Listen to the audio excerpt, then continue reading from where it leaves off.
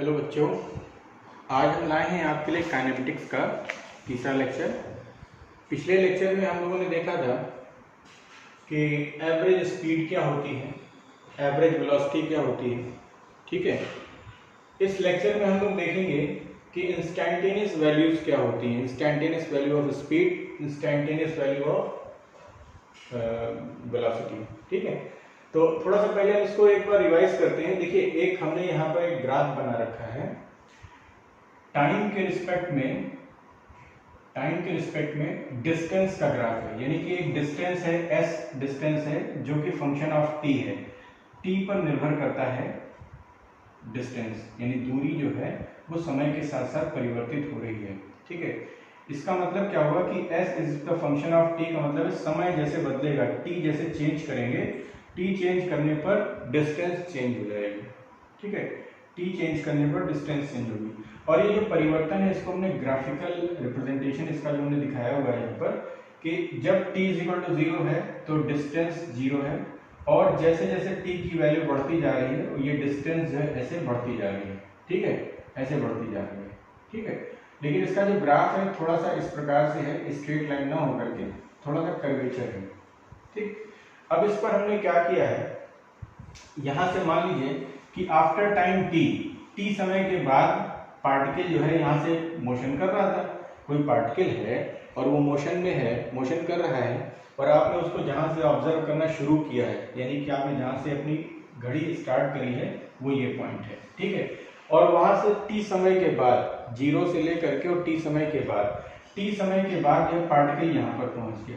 मान लीजिए पार्टिकल जो है वो यहाँ पर पहुंचा है, यानी कि अब इसकी अगर डिस्टेंस की बात करें तो डिस्टेंस जो है पार्टिकल जब टी टाइम पर होता है तो उसको इतनी डिस्टेंस होती है, यानी ऑब्जर्वर से वो इतना डिस्टेंस पर है। ठीक है, इसको S1 डिस्टेंस हमने कह लिया या इसको S डिस्टेंस कह लीजिए, तो यहाँ तक पहुंचा है। ठीक है, या इसको हम S कह लें समझने के लिए, हमने S1 कह दिया था। S डिस्टेंस ट्रेवल किया है टी टाइम में, S डिस्टेंस ट्रेवल किया है टी टाइम में। अब क्या है कि अगर हम आफ्टर डेल्टा टी टाइम, यानी यहाँ से डेल्टा टी टाइम और अगर आगे बढ़ते हैं तो ये पार्टिकल कहाँ पहुंच जाता है, बी पॉइंट पर पहुंच जाता है। ठीक है, बी पॉइंट पर पहुंच जाता है। तो जब बी पॉइंट पर पहुंच गया तो इसका मतलब क्या हुआ कि डेल्टा टी समय में ये जो पार्टिकल है वो डेल्टा एस दूरी तय कर गया, डेल्टा एस डिस्टेंस ट्रेवल कर गया। ठीक है, डेल्टा टी समय में डेल्टा एस दूरी तय करी इस कण ने। ठीक, तो हमने क्या किया कि इसका जो रेशियो निकाला है delta S upon delta T, जो रेशियो निकाला, इसको हम लोग कहते हैं एवरेज वैल्यू ऑफ स्पीड। देखो स्पीड क्या होता था, स्पीड हमने बताया था कि स्पीड जो होता है, ठीक है, टोटल डिस्टेंस और अपॉन टोटल टाइम।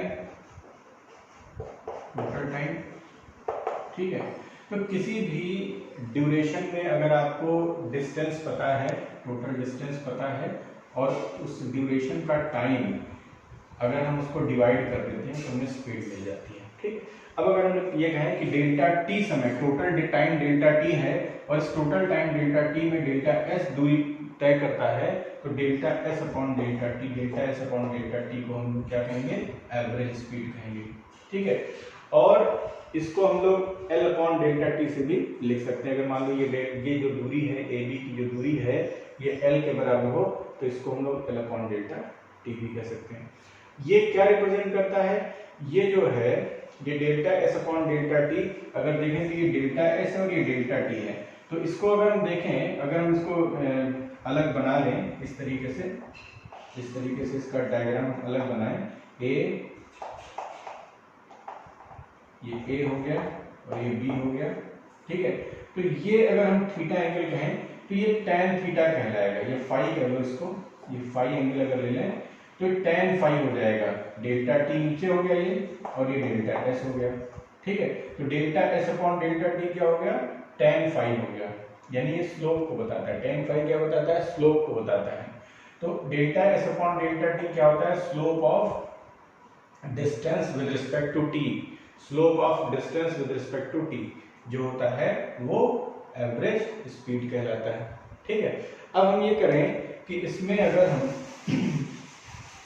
डिस्टेंस की बजाय डिस्प्लेसमेंट कर देते, total displacement upon total time, total displacement delta S और टोटल टाइम डेल्टा टी, तो ये जो वैल्यू है ये एवरेज वेलोसिटी बन जाता है, ये एवरेज वेलोसिटी बन जाता है। वेलोसिटी एक वेक्टर क्वांटिटी है, तो हमने इसको देखो वेलोसिटी हो या स्पीड हो उसको v से लिखते हैं, स्मॉल v से रिप्रेजेंट करते हैं।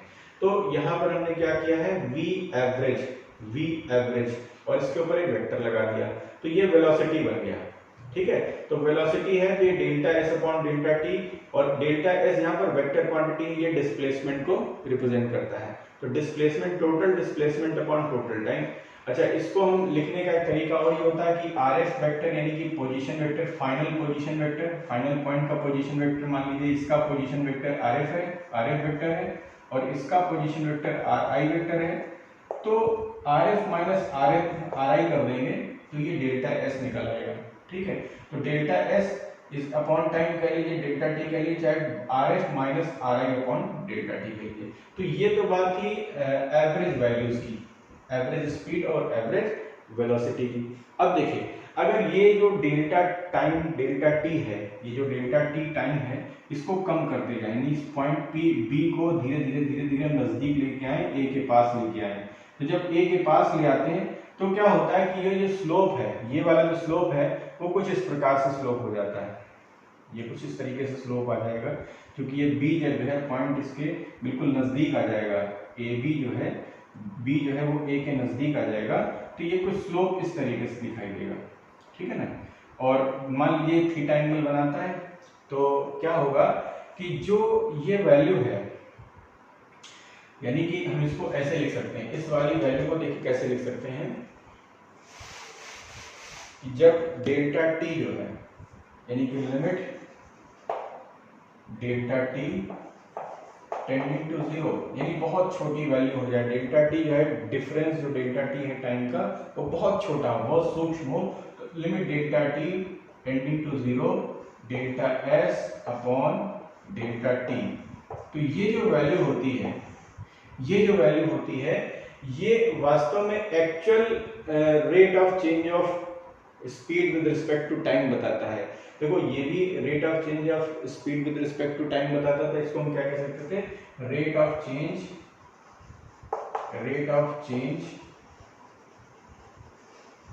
Of distance with respect to time, rate of change of distance with respect to time. ये जो है, ये वैल्यू क्या बताता है, rate of change of distance with respect to time, यानी कि s में परिवर्तन t के सापेक्ष s में परिवर्तन कितना हो रहा है, उसके रेशियो को हम लोग कहते हैं rate of change of distance with respect to time, यानी उसको हम कहते हैं स्पीड। तो स्पीड क्या हो गया, rate of change of distance with respect to time हो गया। ठीक है, तो ये जो थी, ये वैल्यू जो है वो एवरेज वैल्यू कहेंगे। अब इसमें समस्या ये आती है कि एक्चुअल में रेट ऑफ चेंज को रिप्रेजेंट करता है या नहीं करता है, ये एक क्वेश्चनेबल बात है। कारण क्या है कि अगर हम यहाँ पर इस पॉइंट पर रेट ऑफ चेंज निकालें, या इस पॉइंट पर रेट ऑफ चेंज निकालें, या इस पॉइंट पर रेट ऑफ चेंज निकालें, या इस पॉइंट पर रेट ऑफ चेंज निकालें, तो हम देखेंगे रेट ऑफ चेंज जो है वो अलग अलग आ रहा है। इसको ऐसे समझिए आप कि कोई पंछी है, कोई बर्ड है, वो उड़ रही है। ठीक है, तो आपने देखा होगा कभी कभी वो स्लो उड़ती है, कभी तेजी से उड़ने लगती है। तो क्या हो रहा है कि हर एक पॉइंट पर, मान लीजिए एक पंछी है, उड़ना शुरू करती है 10 मीटर पर सेकंड से, फिर थोड़ी देर वो 10 मीटर पर सेकंड से उड़ती है, फिर 5 मीटर पर सेकंड से उड़ने लगती है, फिर 15 मीटर पर सेकंड से उड़ने लगती है, फिर 20 मीटर पर सेकंड से उड़ने लगती है। तो इससे क्या होगा कि स्पीड लगातार जो है पंछी चेंज कर रहा है, स्पीड चेंज कर रहा है। तो हर एक पॉइंट पर अगर हम देखेंगे, अलग अलग पॉइंट पर देखेंगे तो उसकी स्पीड अलग अलग निकलेगी, यानी अलग अलग बिंदुओं पर देखें तो उसकी स्पीड अलग अलग निकलेगी। लेकिन अगर ओवरऑल स्पीड ये पूछा जाए कि मान लीजिए एक पंछी है और 100 मीटर उसने दूरी तय करी है, 100 मीटर दूरी तय करी है, और अलग अलग जो है स्पीड से तय करी है। ठीक है, अलग अलग स्पीड से उस दूरी को तय किया है। तो समय से अगर हम टोटल डिस्टेंस को इन टोटल डिस्टेंस की ट्रेवल किया है और जितना टाइम लगा है उससे डिवाइड कर दें, तो हम ये कह सकते हैं एवरेज इतनी स्पीड से डिस्टेंस ट्रेवल करी है। जैसे फॉर एग्जांपल ये मान लें कि ये 100 मीटर की डिस्टेंस थी, 0 से लेकर के ये 100 मीटर की डिस्टेंस थी, और यहाँ पर ये 10 मीटर पर सेकंड से 10 मीटर पर सेकंड से तय किया दूरी, ये 5 मीटर पर सेकंड से दूरी तय किया, ये 15 मीटर पर सेकंड से दूरी तय किया, ठीक है, और ये 20 मीटर पर सेकंड से दूरी तय किया, ठीक है, 1 2 3 4, ठीक है। तो 25 यानी कि ये क्या है, 4 बराबर बराबर भागों में बांटा है, ये 25 मीटर की दूरी थी, 25 मीटर, ये 25 मीटर, ये 25 मीटर, ये 25 मीटर। तो ये जो पहला 25 मीटर है उसको 10 मीटर पर सेकंड से तय किया है, दूसरा जो 25 मीटर है उसको 5 मीटर पर सेकंड से तय किया है, तीसरा जो 25 मीटर है उसको 15 मीटर पर सेकंड से तय किया है, और जो चौथा जो सेगमेंट है उसको उसने 20 मीटर पर सेकंड की स्पीड से तय किया है। तो टोटल दूरी अगर ये पूछा जाए कि टोटल दूरी कितनी है, तो टोटल दूरी इसमें कितनी है, वो 100 मीटर है। डिस्टेंस कितनी ट्रेवल की है। अब पूछा जाए टाइम कितना लगा, तो इसको ट्रेवल करने में 25 है ना, 4 बराबर दूरी बटे समय, तो समय बराबर दूरी बटे 4 हो जाएगा। तो इसको जो है 25 बटे, यहाँ पर देखिए टाइम कितना निकलेगा, 25 बटे 10 सेकेंड, फिर प्लस 25 बटे 5 सेकेंड, प्लस 25 बटे 15, प्लस 25 बटे 20। तो 5 एकम 5 दूनी 10, 5 पीछे 25, 5 एकम 5, 5 पीछे 25, ठीक है, 5 या 15, 5 पीछे 25, 5 चौक 20, 5 पीछे 25, ठीक है। तो ये क्या हो गया, 5 कॉमन ले लें, 1/2 प्लस 1 प्लस 1/3 प्लस 1/4, ठीक। तो 4 3 12 हो गया। तो 6 प्लस 12 और प्लस 4 प्लस 3, तो 6 12 6 18 और 4 22 23 24 25 5 गुणे 25 बटे 12 यानी कि 125 बटे 12। ये क्या लगा, ये सेकंड, ये समय लगा, यानी 125 बटे 12 सेकंड लगेंगे उसको इनिशियल पॉइंट से फाइनल पॉइंट तक पहुंचने में, यानी ए पॉइंट से लेकर के बी पॉइंट तक पहुंचने में कितना समय लगा, इतना समय लगा। तो अगर आपसे पूछा जाए इस पूरे भर में एवरेज स्पीड इसकी क्या है, तो आप क्या करेंगे, एवरेज स्पीड निकालने के लिए क्या करेंगे कि आप टोटल डिस्टेंस कितनी है, 100 मीटर है, और समय कितना लगा, 125 बटे 12, ठीक है। तो ये जो वैल्यू हो जाएगी 1200 बटे 125, ये जो सम आएगा मीटर पर सेकंड, ये इसकी एवरेज स्पीड निकल आएगी। इसको बाकी आगे कैलकुलेट कर लेंगे, ठीक है।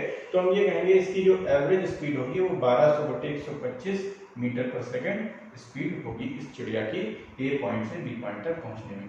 तो इस प्रकार से अगर प्रॉब्लम्स आती हैं जहां पर जो है अलग अलग सेगमेंट्स में अलग अलग स्पीड से कोई वस्तु चल रही होती है, कोई जो है पार्टिकल चल रहा होता है, तो उसे जो है उसका एक एवरेज, एक लॉन्ग डिस्टेंस में उसका जो है एक एवरेज निकालना हो। बहुत ज्यादा लॉन्ग की बात नहीं यहाँ पर है, लेकिन फिर भी अगर मान लो 1 सेकंड से लेकर के 3 सेकंड तक, या 0 सेकंड से लेकर के 4 सेकंड के बीच में कितनी एवरेज वैल्यू आएगी, समय बदलेगा यहाँ पर, तो हर एक पॉइंट पर स्पीड चेंज होगी, उसका एक पैटर्न होगा, दिया होगा आपको, और उस पैटर्न के हिसाब से, यानी उस फंक्शन के हिसाब से वैल्यू चेंज होती जाएगी। तो हम क्या करेंगे कि हर एक पॉइंट पर हम निकालना मुश्किल काम है कि हर एक पॉइंट पर हम कितनी स्पीड निकालते जाएं, ठीक है। तो क्या करते हैं कि इनिशियल पॉइंट में, यानी कि जो पहला पॉइंट होगा, इनिशियल पॉइंट होगा, उस पर हम निकालेंगे वैल्यू, और फाइनल पॉइंट पे वैल्यू निकालेंगे, उसके बाद हम उसको जोड़ देंगे। या दूसरा तरीका यहाँ पर ये है कि टोटल हम ये देख लें कि टोटल डिस्टेंस कितना ट्रेवल किया है और बटे टोटल टाइम कितना लगा हुआ है, उसको हम डिवाइड कर दें, तो ये 1200 125 जैसे यहाँ पर आया, इसी तरीके से हम वैल्यूज को निकाल सकते हैं, ठीक है। तो ये तो थी वैल्यू, एवरेज वैल्यू की बात थी।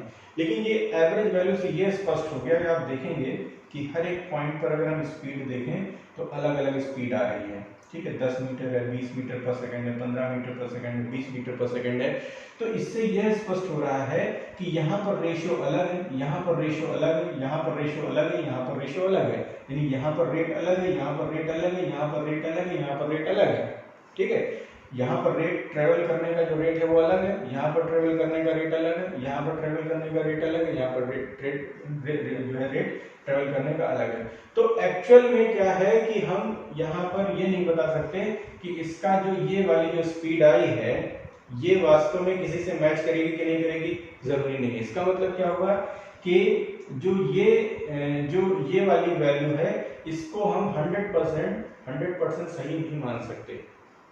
ठीक है, कि ये रेट ऑफ चेंज यही एक्चुअल में होगा कि नहीं होगा, इसको हम सही नहीं मान सकते। तो हमेशा हम ये नहीं कह सकते कि हमेशा यही रेट ऑफ चेंज होगा। ठीक है, तो उसके लिए क्या करना होता है, हमें इंस्टैंटेनियस वैल्यू को देखना ज्यादा जरूरी होता है। किसी इंस्टेंट पे जो है रेट क्या है, किसी इंस्टेंट पर उसका रेशियो कितना आ रहा है, ये निकालना बहुत जरूरी होता है। और वही जो हम किसी इंस्टेंट पे जो वैल्यू निकालते हैं, किसी क्षण अगर हम कहें कि इस क्षण उसकी स्पीड क्या है, इस क्षण इसकी स्पीड क्या है, तो वो जो स्पीड निकलेगी किसी पर्टिकुलर टाइम पर, उस पर्टिकुलर टाइम पर जो हम स्पीड निकालेंगे वो एक्चुअल में सही रेट ऑफ चेंज होगा। ठीक है, तो उसके लिए क्या करते हैं, देखिए उसके लिए क्या करेंगे, मान लीजिए टी है, डेल्टा टी है, ये बहुत छोटा करते जाइए, यानी कि जो बी पॉइंट है इसको नजदीक लाते जाइए ए के पास। तो जब ए के पास नजदीक लेकर के आएंगे तो हम उसको ऐसे लिख सकते हैं, देखिए इसको हम ऐसे लिख सकते हैं,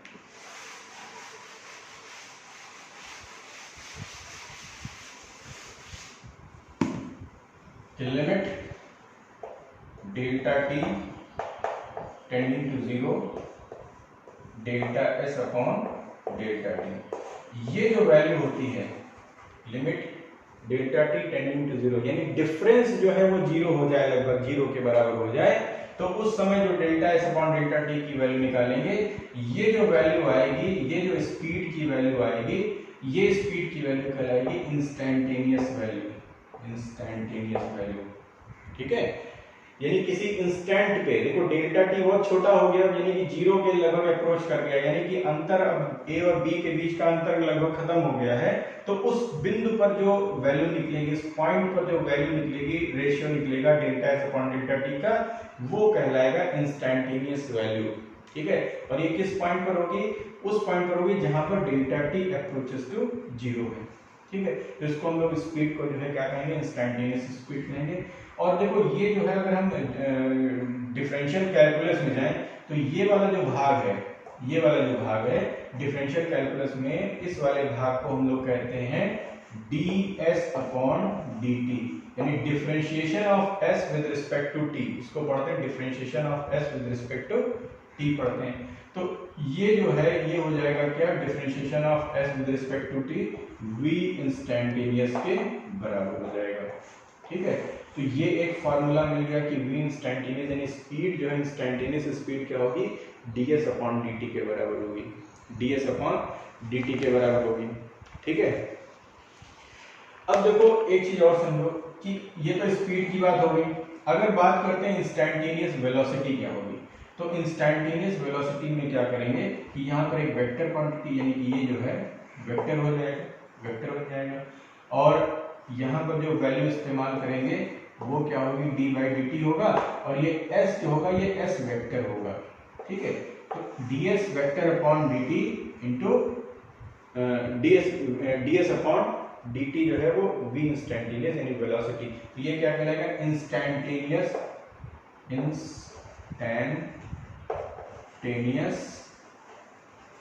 वेलोसिटी। ठीक है, तात्क्षणिक, हिंदी में कहते हैं तात्क्षणिक वेग, तात्क्षणिक वेग।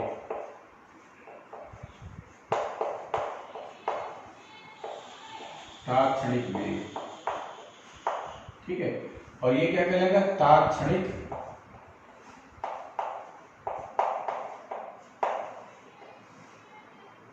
गति, तात्क्षणिक गति। ठीक है, तो ये स्पीड हो गई, यानी कि इंस्टैंटेनियस स्पीड, इंस्टैंटेनियस स्पीड। ठीक है, तो इंस्टैंटेनियस स्पीड हो गई ds अपॉन dt, और ये ds वेक्टर अपॉन dt जो है वो इंस्टेंटेनियस वेलोसिटी होगी। तो इस तरीके से हम जो है निकाल सकते हैं वैल्यूज को। अब देखो एक चीज और है, यही अगर हम इसको क्या करें, दोबारा से इसको डिफरेंशिएट कर दें, s को 2 बार डिफरेंशिएट कर दें, ठीक है, ये तो वेलोसिटी आ गई, तो वो क्या बन जाता है कि जो ये स्पीड है, स्पीड को अगर हम यहाँ पर जो है बात करें v instantaneous is equal to ds upon dt, ठीक है। अब क्या करें, जो वेग है, वेलोसिटी है, वो क्या है, v instantaneous is equal to ds upon dt। अब इसको क्या करें, एक बार और डिफरेंशिएट कर दें, यानी कि अगर हम वेलोसिटी को एक बार और डिफरेंशिएट कर देते हैं तो वो बन जाता है एक्सेलरेशन, ठीक है, त्वरण बन जाता है, ठीक है। देखिए कैसे,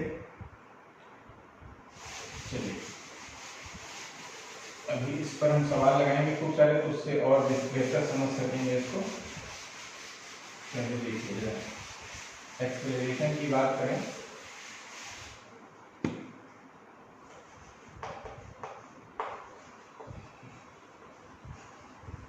एक्सेलरेशन, ठीक है। तो एक्सेलरेशन आप दो तरीके का एक्सेलरेशन होगा, एक होगा एवरेज यानी कि औसत, जिसको बोलते हो एवरेज एक्सेलरेशन, और एक होगा इंस्टेंटेनियस, ठीक है। तो इंस्टेंटेनियस एक्सेलरेशन और एवरेज एक्सेलरेशन।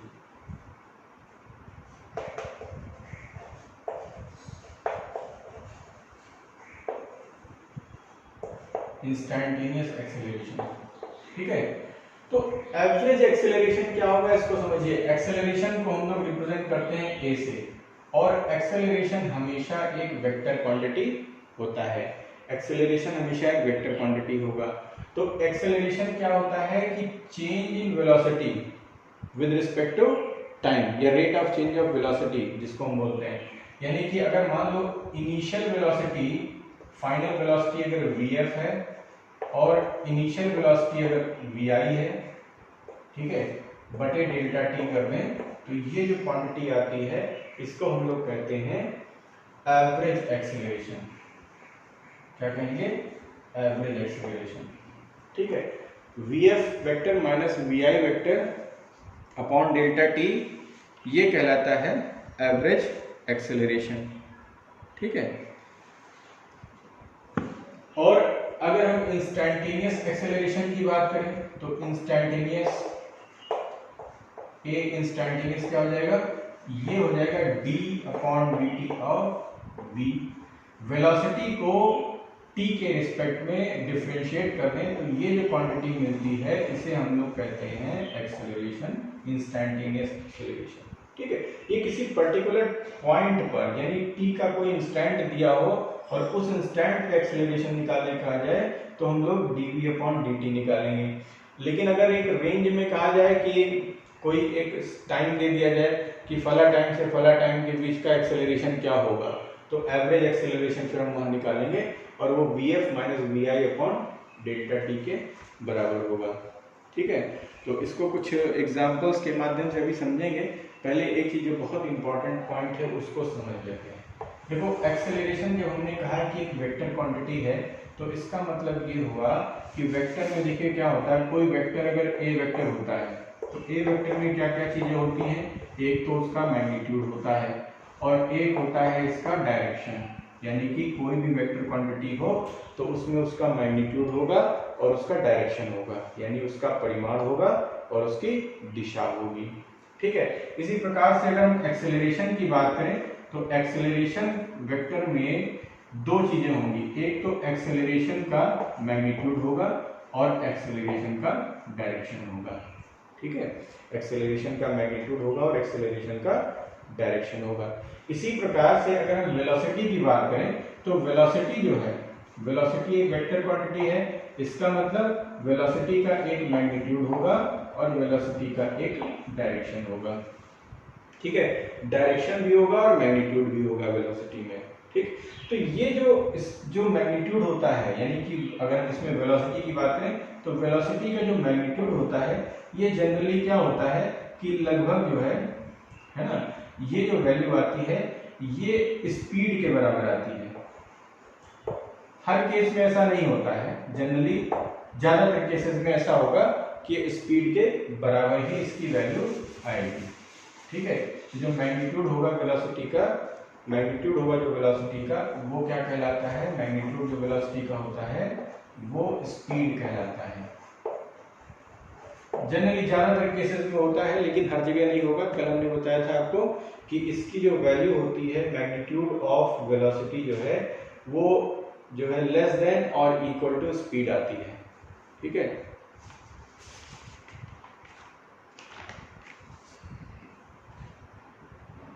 ठीक, तो ये चीज जो है हमें ध्यान रखना है कि वेलोसिटी एक वेक्टर क्वांटिटी है और एक्सेलरेशन भी एक वेक्टर क्वांटिटी है। इसमें एक मैग्नीट्यूड होगा और एक होगा डायरेक्शन, इसमें एक मैग्नीट्यूड होगा और एक होगा डायरेक्शन। स्पीड में केवल मैग्नीट्यूड होगा, स्पीड में केवल मैग्नीट्यूड होगा। ठीक है, तो आइए कुछ क्वेश्चंस के माध्यम से उसको करने का प्रयास करते हैं, समझने। क्वेश्चन क्या कहता है कि एक पार्टिकल है जो कि x डायरेक्शन में मूव कर रहा है, उसकी पोजीशन जो है वो इक्वेशन से दी गई है x is equal to 5t² minus 4t plus 20 से, जहां x मीटर में है और t सेकंड में है, x मीटर में और t सेकंड में है। अब इसमें हमें फाइंड क्या क्या करना है, हमें निकालना है average velocity between 1 second and 3 second. 1 second और 3 सेकंड के बीच में उसकी एवरेज वेलोसिटी क्या होगी, यानी कि मान लो यहाँ पर 1 सेकंड था, ये 3 सेकंड था, तो 1 सेकंड और 3 सेकंड के बीच में इसकी एवरेज वेलोसिटी कितनी आएगी।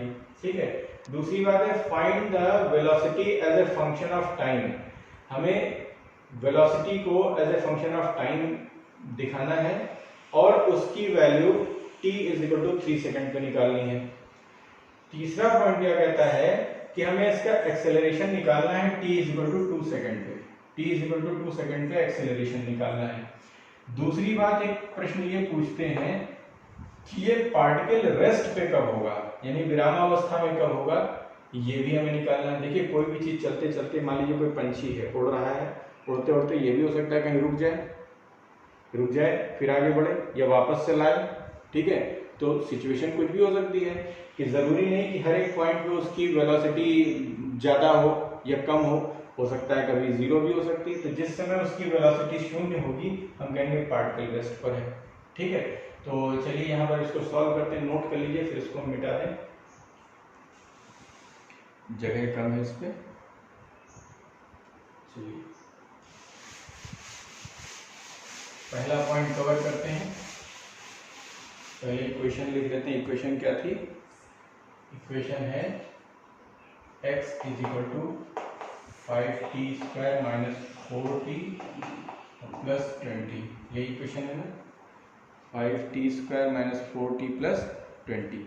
ठीक है, अब पहले find the average velocity between 1 second and 3 second. तो पहले हम क्या करें कि देखिए वेलोसिटी, एवरेज वेलोसिटी निकाली तो पहले फार्मूला लिखें। तो एवरेज वेलोसिटी का फार्मूला क्या होता है, v एवरेज का फार्मूला हमने निकाला था ना कि टोटल, है ना, या ऐसे कह लें कि जो डिस्टेंस होगी, जो डिस्टेंस हम इनिशियल और फाइनल जो डिस्टेंस होगी वो निकालने में, ऐसे यहाँ पर समझिए कि अगर हमें एवरेज निकालना हो तो इस पॉइंट पर डिस्प्लेसमेंट कितना होगा और इस पॉइंट पर डिस्प्लेसमेंट कितना होगा, ये वैल्यूज निकाल लें, फिर इस वाले डिस्प्लेसमेंट से इस वाले डिस्प्लेसमेंट को घटा दें। ठीक है, तो हम ये कर सकते हैं, इसको हम ऐसे लिख सकते हैं delta s upon delta t लिख सकते हैं, या delta x upon delta t लिख लो। ठीक है, delta x upon delta T. तो delta x upon delta T का मतलब होता है, देखिए दूसरा मतलब इसका ये होगा कि x final minus x initial upon delta T, x final upon minus x initial upon delta T. हमेशा delta x upon delta T का मीनिंग जब लिखना हो तो ये लिखेंगे कि फाइनल पॉइंट क्या दिया गया और इनिशियल पॉइंट क्या दिया गया, उसके उस फाइनल पॉइंट पर डिस्प्लेसमेंट कितना है और इनिशियल पॉइंट पर डिस्प्लेसमेंट कितना है, पोजीशन कितनी है। ठीक है, उसको घटा देंगे। तो इसका यहाँ पर देखिए क्या है, फाइनल पॉइंट का मतलब क्या है, x फाइनल का मतलब क्या है, हमें क्या निकालना है, 1 सेकंड और 3 सेकंड। तो 1 सेकंड क्या हो गया, इनिशियल हो गया, और 3 सेकंड क्या हो गया, फाइनल हो गया।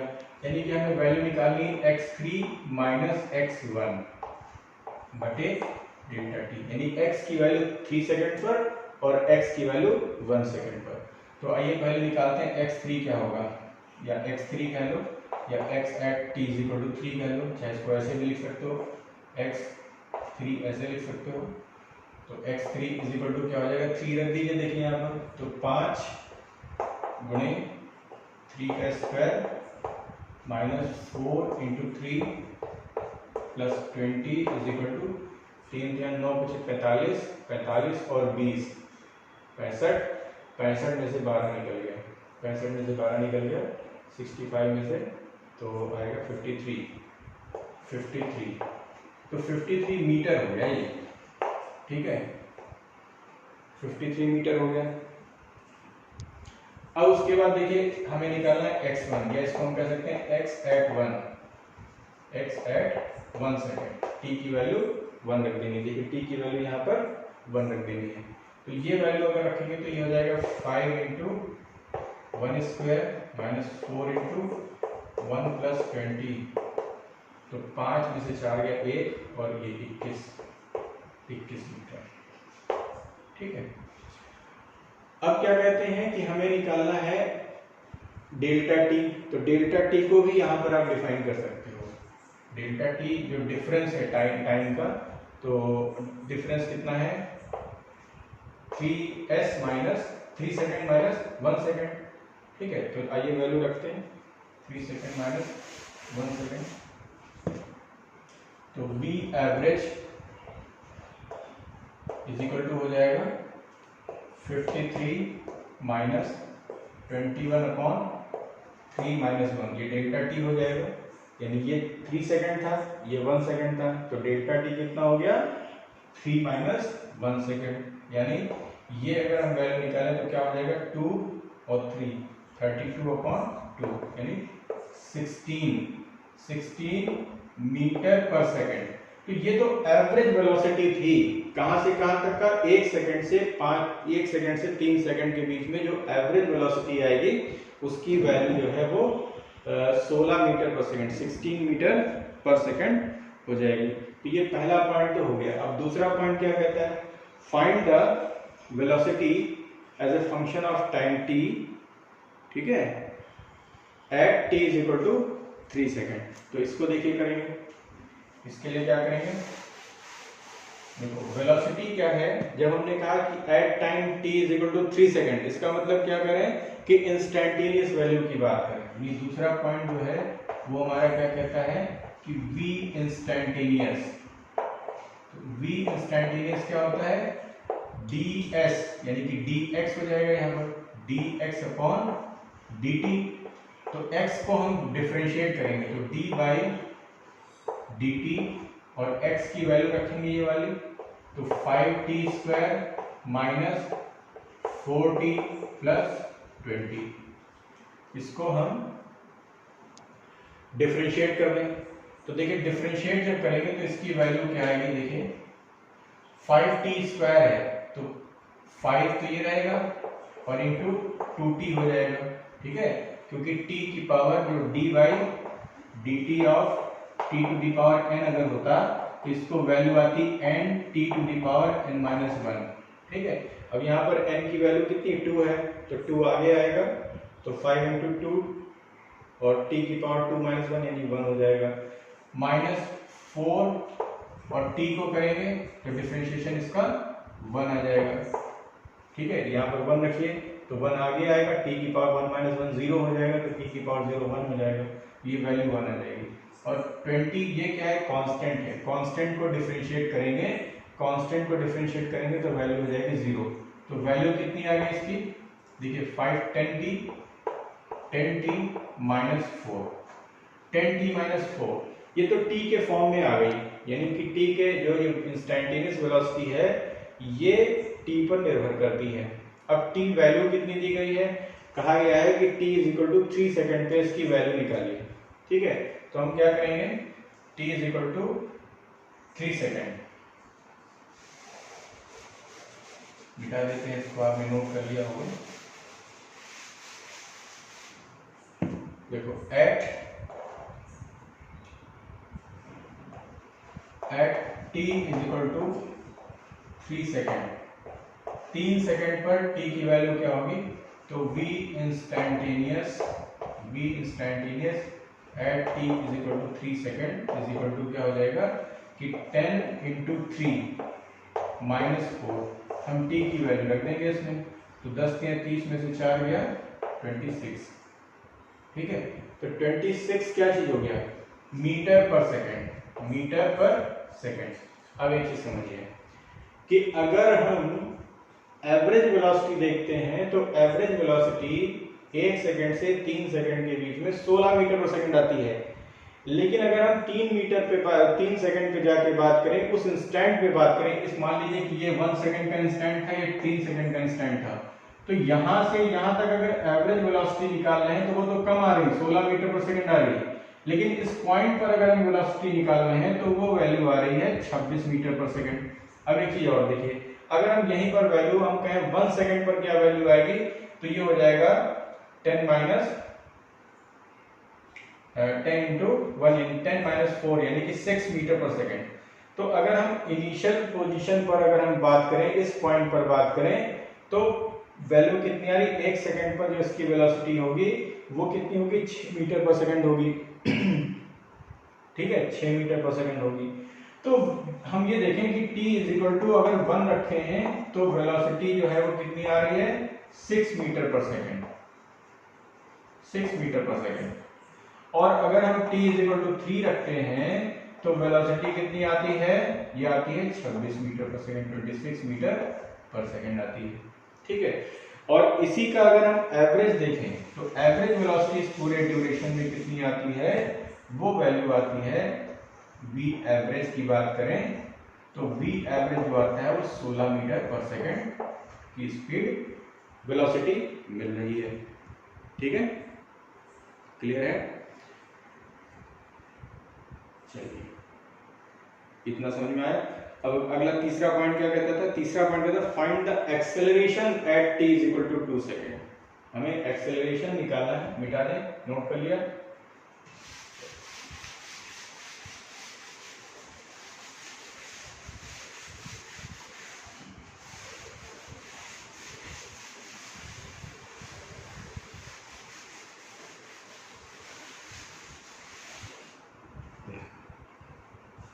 देखो एक्सेलरेशन के लिए हम क्या, पहले वेलोसिटी आपकी इंस्टेंटेनियस वेलोसिटी कितनी थी, इंस्टेंटेनियस वेलोसिटी जो आपने निकाली है वो 10t-4 निकाली है, 10t-4 निकाली है, और ये क्या है, मीटर पर सेकंड में, मीटर पर सेकंड में, ये इंस्टेंटेनियस वैल्यू है। और एवरेज वैल्यू का जो फॉर्मूला निकाला था, वो एवरेज वैल्यू का फॉर्मूला जो निकाला था वो खैर 2 पॉइंट के बीच में था, तो उसको यहाँ लिखने की आवश्यकता है नहीं, t इक्वल टू 1 और 3 के बीच में निकालना था, तो इंस्टेंटेनियस वैल्यू ये आ गई। अब आपसे कहा जाए acceleration at t is equal to 2 second, तो इसका मतलब क्या हुआ, हमें इंस्टेंटेनियस एक्सेलरेशन निकालना है, इंस्टेंटेनियस एक्सेलरेशन निकालना है। तो हम ये लिख सकते हैं a इंस्टेंटेनियस, तो ये वैल्यू क्या होती है, ये होगी dv अपॉन dt, ये dv इंस्टेंटेनियस अपॉन dt, इसको लिखते हैं। तो dv अपॉन dt अगर हम बात करें तो यानी कि हमें क्या करना होगा, d by dt of 10t-4 करना पड़ेगा, यानी कि हमें v की वैल्यू यहां पर रखनी पड़ेगी। अब इसको हमें t के रिस्पेक्ट में डिफरेंशिएट करना है, तो 10t यानी कि डिफरेंशिएशन लिखे क्या हो जाएगा, d by dt of 10t minus d by dt of 4, ये डिफरेंशिएशन करना है। तो 10t का डिफरेंशिएशन कितना हो जाएगा, 10 हो जाएगा, और इसका डिफरेंशिएशन 0 हो जाएगा, क्योंकि 4 क्या है, कांस्टेंट है। तो एक्सेलरेशन क्या निकला, एक्सेलरेशन निकला 10 मीटर पर सेकंड स्क्वायर, 10 मीटर पर सेकंड स्क्वायर। लेकिन अब यहां पर ये चीज समझने वाली बात है कि जो एक्सेलरेशन आया है ये इंडिपेंडेंट ऑफ टी है,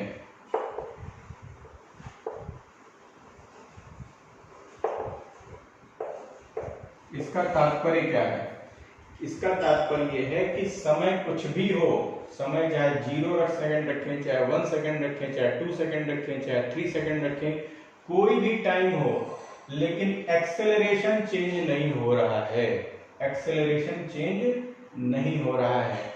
तो एक्सेलरेशन चेंज नहीं हो रहा है, इसका मतलब दो बातें हो रही हैं। एक तो एक्सेलरेशन का मैग्नीट्यूड चेंज नहीं हो रहा है क्योंकि 10 है, और डायरेक्शन भी चेंज नहीं हो रही है।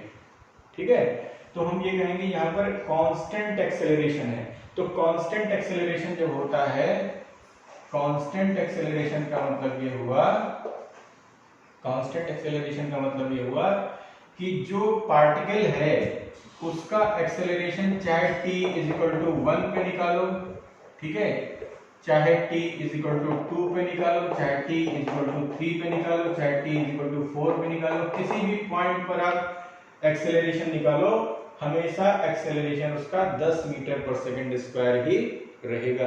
यानी एक्सेलरेशन तो इसका हो गया कांस्टेंट। ठीक, अब देखिए अगला पॉइंट क्या कहता था कि when is the particle is at rest.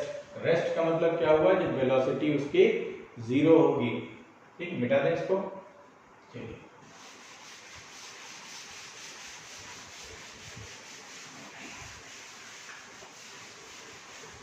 अभी देखिएगा, इससे बहुत बड़े बड़े कंक्लूजन्स निकल के आएंगे, सारे कंसेप्ट इसमें क्लियर होंगे आपके।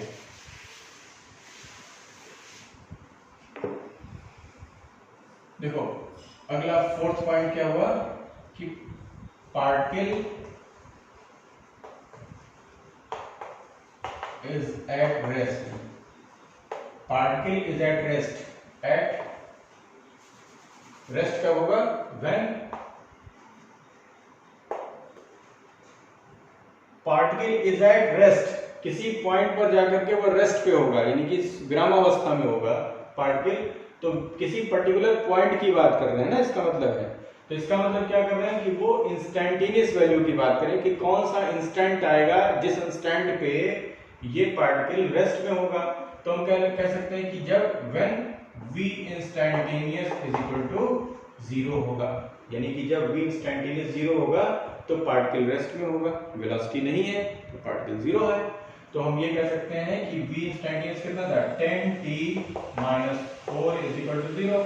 इससे निकलेगा t = 4/10, यानी 0.4 सेकेंड।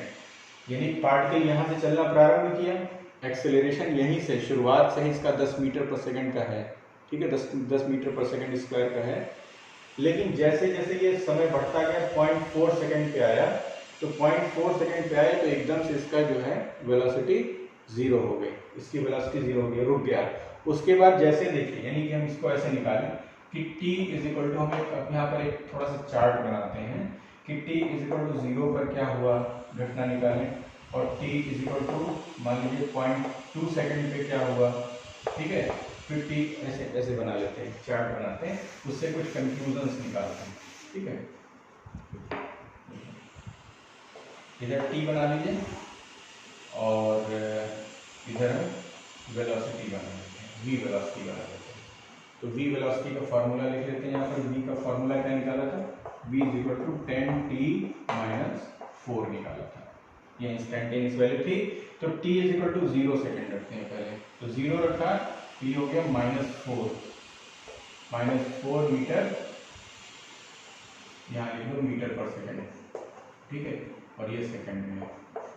ठीक, तो 0 सेकंड पर वेलोसिटी कितनी हो गई, सॉरी 0 पर, हाँ, -4 मीटर पर सेकंड।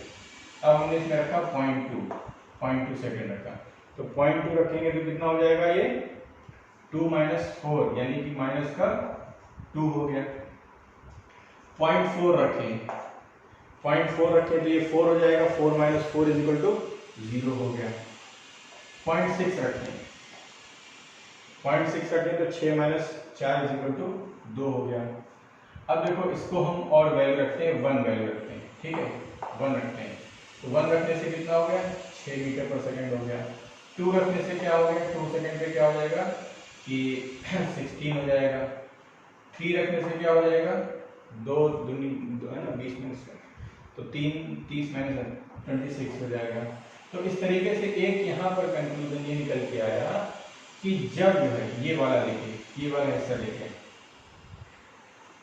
0.04 सेकेंड पर, यानी कि 4 सेकेंड, जब टाइम जो है when t is less than 0.4 second, तो सिचुएशन कुछ और होती है।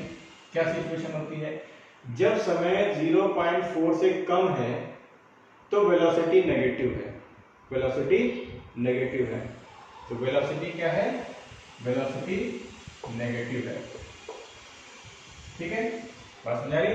कि जब हम टाइम जो है वो 0 से और 4 के बीच में है, यानी कि 0 इज लेस देन 4 के बीच में है, या हम ये कह लें कि t माइनस 0.04 से कम है, 0.4 से कम से समय है, तो उसमें उसके लिए, उस ड्यूरेशन के लिए वेलोसिटी जो है वो नेगेटिव है।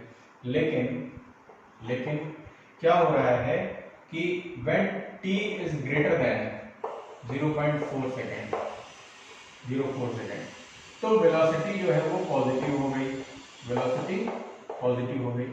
लेकिन सारे केसेस में और जब t is equal to exactly 0.4 second है तो वेलोसिटी हो गई 0।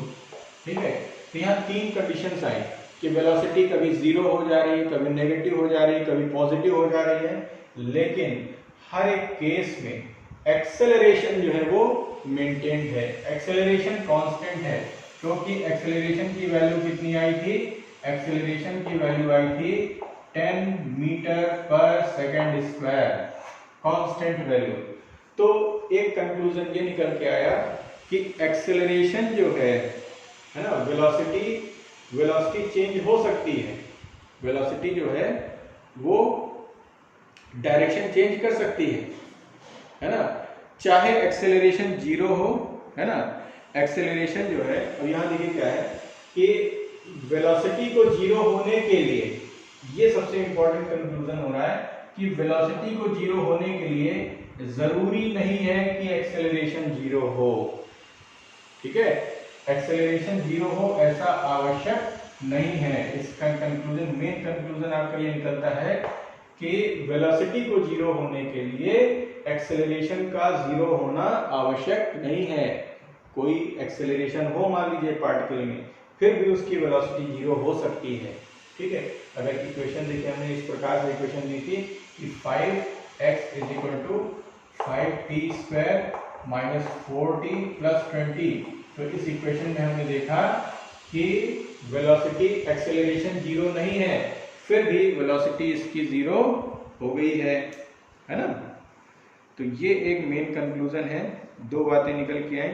और दूसरी बात ये जो है कि वेलोसिटी कभी भी नेगेटिव भी हो सकती है पार्टिकल की, यानी कि पार्टिकल ट्रेवल कर रहा है, यानी पार्टिकल मूव कर रहा है, मोशन में है, और कभी भी उसकी वेलोसिटी बढ़ भी सकती है, यानी कि नेगेटिव भी हो सकती है, पॉजिटिव भी हो सकती है, 0 भी हो सकती है।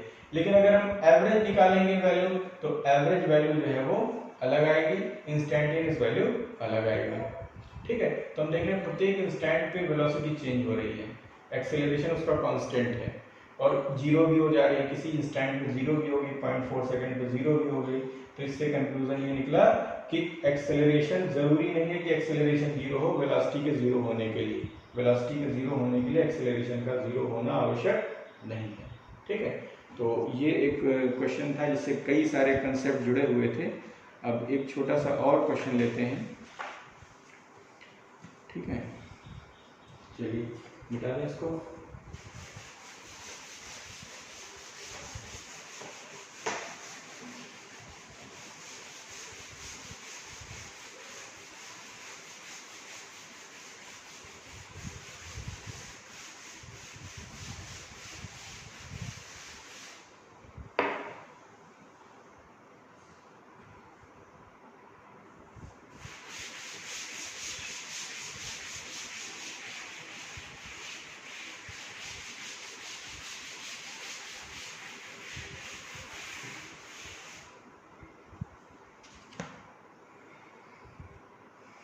देखो, एक पार्टिकल है जो कि स्ट्रेट लाइन में मूव कर रहा है, और उसका जो पोजीशन दिया गया है वो है x is equal to t square minus 4t।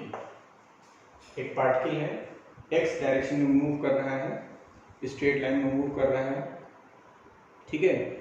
और उसकी जो पोजीशन है वो x is equal to t square minus 40 meters में है, ठीक है। और यहाँ पर जो t है वो सेकेंड्स में है, t जो है वो सेकेंड्स में है, ठीक है। अब इसमें हमें फाइंड क्या करना है, find displacement and distance, find displacement and distance traveled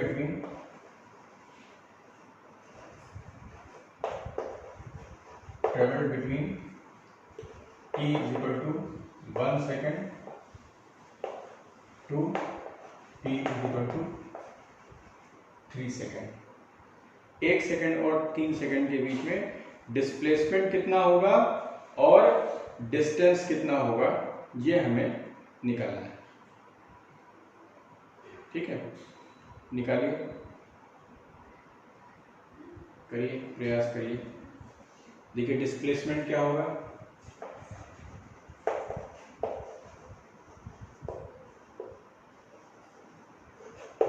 displacement जो है वो हो जाएगा x3 माइनस x1, ठीक है। x3 minus x1 final minus initial, ठीक। तो ये वैल्यू 3 पर इसकी 3 रखे यहाँ पर, तो अलग अलग निकाल लेते हैं पहले। x3 इज इक्वल टू 3 का square minus 4 into 3 is equal to 9 minus 12 is equal to minus का 3, ठीक है। और x1 रखेगा तो ये हो जाएगा x1 is equal to 1 minus 4 is equal to minus का 3, ठीक है। तो इस तरीके से हम इसको लिख सकते हैं। अच्छा, अगर ये दिया जाए इससे तो 0 हो जाएगा, तो इससे ऐसा करते हैं, इसको हम चेंज कर देते हैं, इसको चेंज करके यहाँ पर 0 सेकेंड कर देते हैं, ठीक है। तो 0 सेकेंड करने से एक आपको सहूलियत मिल जाएगी कि x0 में निकालेंगे, यानी यहाँ पर हम वैल्यू क्या निकालेंगे, x0 की वैल्यू निकालेंगे, ठीक है। तो x0 क्या हो जाएगा, जहाँ जहाँ t है वहाँ 0 रखो तो 0 वैल्यू हो जाएगी। तो डिस्प्लेसमेंट क्या हो जाएगा, डिस्प्लेसमेंट s वेक्टर जो है इसकी वैल्यू हो जाएगी -3 minus of 0 is equal to -3 meter, ठीक। तो ये डिस्प्लेसमेंट हो गया, ठीक है। अब अगर हम बात करते हैं, इन्होंने कहा डिस्टेंस ट्रेवल, डिस्टेंस कितनी ट्रेवल किया है 0 से 3 सेकेंड के बीच में, ठीक। तो इसको देखिए कैसे निकालेंगे। इसको निकालने के लिए हमारे पास क्या है कि सबसे पहले इसकी वेलोसिटी निकालें, तो वेलोसिटी क्या होगा, वेलोसिटी जो है वो होगा ds अपॉन dt, वेलोसिटी जो है वो ds अपॉन dt हो गया, या dx अपॉन dt हो गया, इसको कह सकते हो। इसको x को हम t के रिस्पेक्ट में अगर डिफरेंशिएट करें तो ये 2t माइनस 4 हो गया, 2t माइनस 4 क्या हो गया, इसकी वेलोसिटी आ गई, ठीक है। तो वेलोसिटी हम निकालें,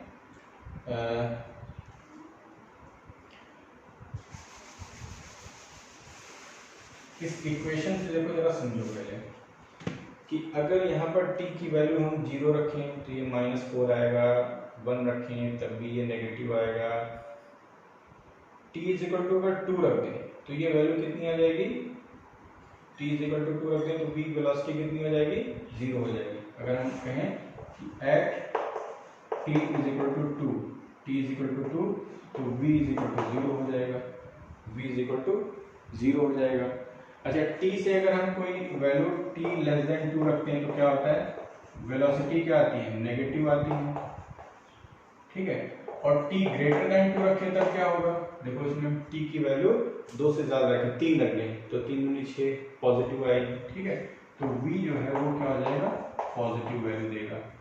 यानी क्या हो रहा है कि वेलोसिटी जो है t is equal to 2 second पर 0 हो जा रही है, और 2 सेकेंड के पहले यानी कि t इज इक्वल टू 0 से, यानी ऐसे कह लो कि 0 सेकेंड से लेकर के 0 is less than t is less than 2, इस ड्यूरेशन में वेलोसिटी जो है वो क्या है, नेगेटिव है। ठीक है, और 2 ग्रेटर देन 2 यानी t ग्रेटर देन 2 के लिए वेलोसिटी जो है वो पॉजिटिव है।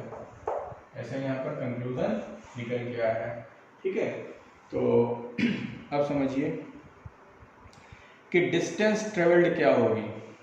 डिस्टेंस ट्रेवल्ड, कितनी डिस्टेंस जो है वो टोटल ट्रेवल किया है। तो डिस्टेंस ट्रेवल्ड क्या होता है, एक्चुअली जो टोटल पाथ लेंथ होती है उसको हम डिस्टेंस ट्रेवल्ड कहते हैं। ठीक है, तो हम ये कह सकते हैं कि डिस्प्लेसमेंट जो नेगेटिव डायरेक्शन में हुआ है वो निकाल लें, कितना डिस्प्लेसमेंट नेगेटिव डायरेक्शन में हुआ है वो निकाल लें, और पॉजिटिव डायरेक्शन में कितना डिस्प्लेसमेंट हुआ है वो वैल्यू निकाल लें। ठीक है, और उसके बाद उसको जोड़ दें तो टोटल डिस्टेंस कवर्ड निकल आएगा। ठीक है, करके देखते, देखिए इसको मिटा दें, ऊपर वाला क्वेश्चन नोट कर लिया ना। ये समझ में आ गया, पहला वाला तो डिस्प्लेसमेंट आसान था निकालना, लेकिन डिस्टेंस निकालने के लिए हमने यहाँ से शुरू किया, इसको यहाँ से मिटा दें ऊपर का।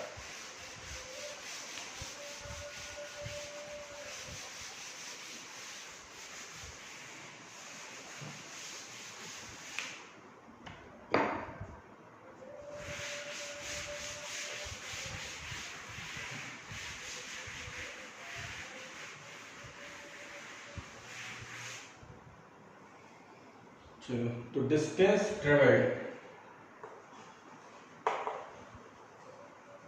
Distance travelled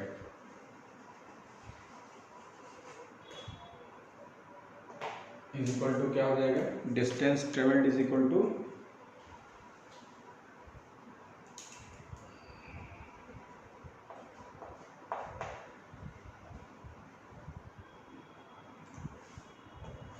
mod of displacement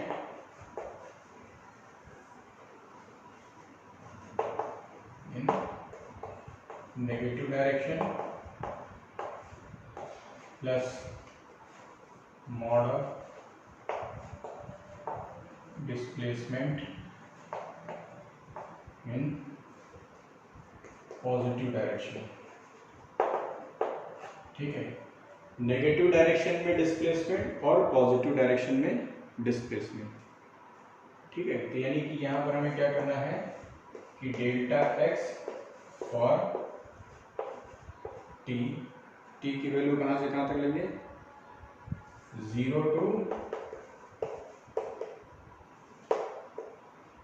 T is equal to 2 second. देखो 0 से और 2 सेकेंड के बीच में v की वेलोसिटी की वैल्यू नेगेटिव है ना। तो हम क्या करें, डिस्प्लेसमेंट इन नेगेटिव डायरेक्शन, तो हम डेल्टा x की वैल्यू लेंगे t बराबर 0 से लेकर के t बराबर 2 सेकेंड तक, फिर प्लस डेल्टा x फॉर क्या करेंगे इसमें, t is equal to 2 second to t is equal to 3 second. ठीक है ना, t के बाद जो है वैल्यू वेलोसिटी की पॉजिटिव हो जा रही है, हमें निकालना कहां से कहां तक डिस्टेंस था, t इज इक्वल टू 0 से t is equal to 3 second तक निकालना था। तो 0 से 2 सेकेंड तक जो वैल्यू आएगी डिस्प्लेसमेंट की वो नेगेटिव आती है, तो उसका मॉड निकालें। फिर जो वेलोसिटी नेगेटिव हो चुकी, तो अब यहाँ पर जो है अगर जो वैल्यू आ रही है t is equal to 2 second से 3 सेकेंड के बीच में, वो वैल्यू निकाल के उसका मॉड निकाल लें। देखिए क्या आता है, डेल्टा x की वैल्यू निकालें t बराबर 0 से 2 सेकेंड के बीच में, तो ये वैल्यू क्या हो जाएगी, x2 माइनस x0। भाई 2 से 0 से 2 के बीच निकालें तो फाइनल वैल्यू 2 हो गई, और हाँ इसका मॉड निकाल दें, प्लस यहाँ क्या निकालना है 2 सेकेंड से 3 सेकेंड में, तो x3 माइनस x2 निकाल दें, ऐसे वैल्यू निकाल देंगे।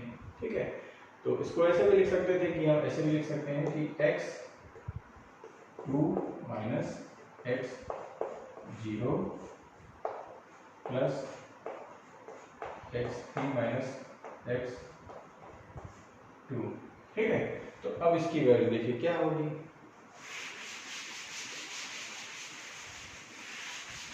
आगे देखते हैं इसकी वैल्यू क्या होगी। x2 फॉर्मूला क्या था आपका, x का फॉर्मूला क्या है, x का फॉर्मूला क्या दिया हुआ था, t² माइनस 4t। ठीक है, तो 2 रखेंगे, t की वैल्यू 2 रखेंगे, 2 दूनी 4, 2 दूनी 4। ठीक है, 2 का स्क्वायर हो गया, ऐसे रख सकते हो, 2 का स्क्वायर पूरा पूरा रख देते हैं, 2 का स्क्वायर माइनस 4 इंटू 2, 4 इंटू 2 ये वैल्यू होगी, फिर माइनस 0 रख दें तो 0 आ जाएगी value, plus 3 square minus 4 into 3 minus x2, 2 रखें इसमें, तो 2 रखेंगे तो 2 स्क्वायर हो जाएगा और माइनस माइनस प्लस 4 इंटू 2 हो जाएगा। ठीक है, तो ये वैल्यू हो जाएगी इसमें।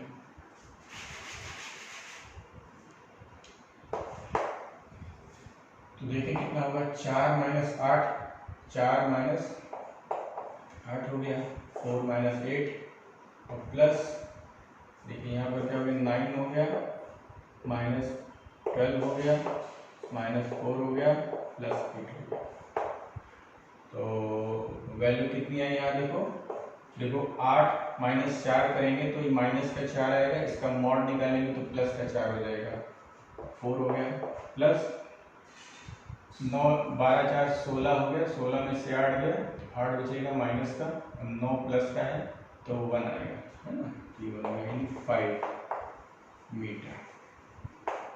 आंसर क्या होगा कि जो डिस्टेंस आएगी वो कितनी आएगी, 5 मीटर आएगी। ध्यान से इसको सवाल करिए, क्या किया गया देखिए फिर से समझिएगा। डिस्टेंस निकालने के लिए हमने निकाला है कि नेगेटिव डायरेक्शन में डिस्प्लेसमेंट कितना आया है और पॉजिटिव डायरेक्शन में, यानी कि जब वेलोसिटी नेगेटिव है, जब वेलोसिटी नेगेटिव है तब डिस्प्लेसमेंट कितना है और जब वेलोसिटी पॉजिटिव है तब डिस्प्लेसमेंट कितना है, उनका हम मॉड निकाल रहे हैं। देखो डिस्प्लेसमेंट का जो मॉड होता है यानी न्यूनतम जो दूरी डिस्प्लेसमेंट क्या होता है भाई, डिस्टेंस क्या होता है कि जो शॉर्टेस्ट डिस्टेंस ट्रेवल्ड होती है वो डिस्प्लेसमेंट कहलाती है।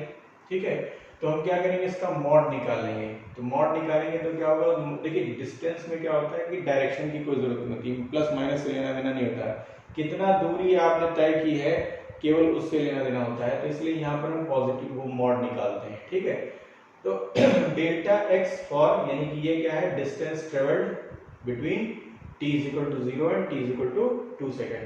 0 और 2 सेकेंड के बीच में कितना डिस्टेंस ट्रेवल किया गया है, डिस्प्लेसमेंट कितना हुआ है, डेल्टा एक्स निकल आएगा। और यहाँ पर डेल्टा एक्स निकाला है 2 सेकेंड और 3 सेकेंड के बीच का। ठीक है, तो ये वैल्यू निकाली तो हमने निकाला 5 मीटर। ठीक है, तो 5 मीटर जो है ये वैल्यू आ गई डिस्टेंस की, और डिस्प्लेसमेंट कितना निकाला था, -3 मीटर। तो देखेंगे डिस्प्लेसमेंट कितना हुआ, -3 हो गया, लेकिन डिस्टेंस जो है वो 5 मीटर है। देखिए ऐसे समझिएगा डिस्टेंस और डिस्प्लेसमेंट में क्या डिफरेंस है कि मान लीजिए एक पार्टिकल है, ए पॉइंट से और बी पॉइंट तक इसको पहुंचना है, ए पॉइंट से बी पॉइंट तक पहुंचना है, तो यहाँ से जाने के लिए ये इधर ऐसे भी जा सकता है, ऐसे भी जा सकता है, ऐसे भी जा सकता है, ऐसे भी जा सकता है, कोई भी रास्ता अपना सकता है। ठीक है, कोई भी रास्ता अपना सकता है ए से बी जाने में। तो इनके बीच में जो ए और बी के बीच में, जैसे मान लीजिए यहाँ से इधर वाले रास्ते से गया तो यहाँ पर डिस्टेंस अलग आएगी, क्योंकि यहाँ पर पाथ लेंथ जो है अलग हो जाएगी। इस वाले में पाथ लेंथ अलग होगी, इस वाले में पाथ लेंथ अलग होगी, इस वाले में पाथ लेंथ अलग होगी। तो हर एक में देखेंगे पाथ लेंथ अलग है, लेकिन ये वाला जो पाथ लेंथ है, ये वाली जो रास्ता है, इसको रूट नंबर 1 मान लें, इसको रूट नंबर 2 मान लें, इसको रूट नंबर 3 मान लें, इसको 4 मान लें। तो जो 1 नंबर है इसका जो पाथ लेंथ है वो न्यूनतम है, सबसे कम है। तो ये जो यानी डिस्टेंस सबसे कम कहाँ पर निकलेगी, पाथ नंबर 3 में। तो जो ये पाथ नंबर 3 है यही डिस्प्लेसमेंट बन जाएगा। ठीक है, तो डिस्प्लेसमेंट क्या होता है, the shortest distance travelled between 2 point जो होता है, जो shortest distance travelled between 2 points होगा उसे ही हम लोग डिस्प्लेसमेंट कहेंगे। डिस्प्लेसमेंट में एक चीज जरूरी है, डायरेक्शन का होना जरूरी है। डायरेक्शन हम दिखा रहे हैं यहाँ पर ए से बी की तरफ, ए से बी की तरफ। जब हम बी से ए की तरफ करेंगे तो वहां पर डिस्प्लेसमेंट चेंज हो जाएगा, उसकी साइन चेंज हो जाएगी, ध्यान रखना। ठीक है, तो आज के लिए इतना ही। इसके बाद नेक्स्ट लेक्चर्स में और भी कुछ क्वेश्चंस लेकर के हम मिलेंगे। तब तक के लिए आप पढ़ते रहिए। Thank you.